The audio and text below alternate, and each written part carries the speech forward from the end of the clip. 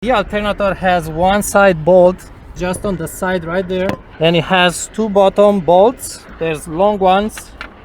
You also need to undo the two bottom bolts underneath the compressor. You don't need to remove them, just turn them maybe 3 times, loosen them, and carefully, because those two really bottom ones oftentimes are really stuck, so don't break them. You may want to get spare bolts in case, just to put new one back in place. Wait, the alternator still in place. Release that positive nut. It's 30 millimeters. There's a small cap on top of it. Looks like this. Also undo this clip here. Never try to crush it back in place. You are going to damage it. So pull with some force, but don't pull on the wires. What you need to undo on the turbo, the big pipe, plastic one. Here's my suggestion. Try to remove the fan. It looks like it's a bigger job, but the problem with the alternator on the turbo engines, on non-turbo is going to be easier if you undo this hose. But on a turbo engines is really this kind of triangle here, it doesn't come out. So what I did remove the fan. Fan has two upper bolts. Sometimes they are 8 millimeter, 10 millimeter. You may just want to detach the cable. This later model has a horrible connector here.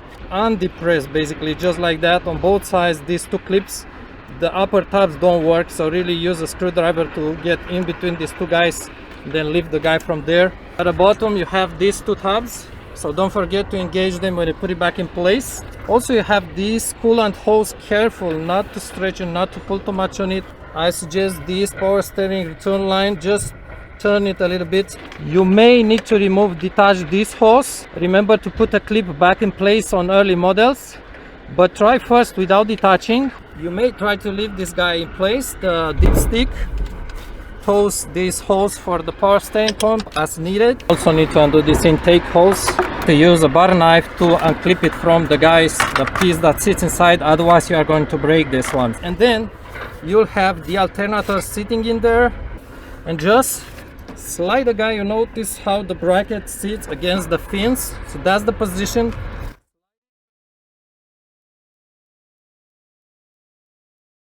And it's coming out from there. Speaking about the alternator, you can also undo the regulator, replace the regulator with the alternator sitting in there. You just need to flip it like that, position it somehow. Then you have 30 millimeter, that's where the cable is, with another nut, but you have a second nut, 13 millimeter, 13. You undo this cover. Then you have 3 Phillips, 1, 2, and there's a third one, and you undo the regulator. And you can also check with a flashlight. That's the regulator number for you right here. Even with the alternator sitting inside the bracket, you can see the numbers here. By the way, these guys are going to be slightly tough to undo, the 30 millimeters one, because they are kind of tight. So you need to secure it somehow when you undo it with the wrench. Use only Bosch one. Now the belt, personally I find it pretty tricky to remove and put it back, especially put it back, even though I did so a few times.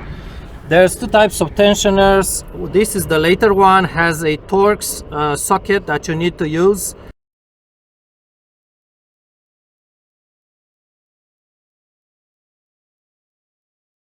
Early ones have a 40 millimeter bolt here, but there's really not much space in between them. There's also sometimes a cup on the early one.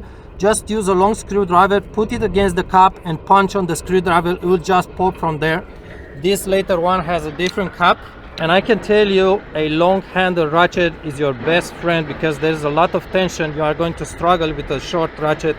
Then just bring it towards the front of the car until it stops. It really need to keep it at that position, and then you slide off the belt of the power steering pump.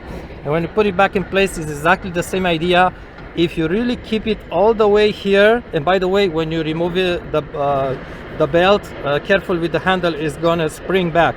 So when you put the belt back in place, keep it really all the way here, and if it's sliding easy, you are good. If the belt feels it's just missing a little bit, the problem is it's not aligned on some of the pulley. It could be the crank, could be the compressor, so really check the alignment. It fits like in the groove right there.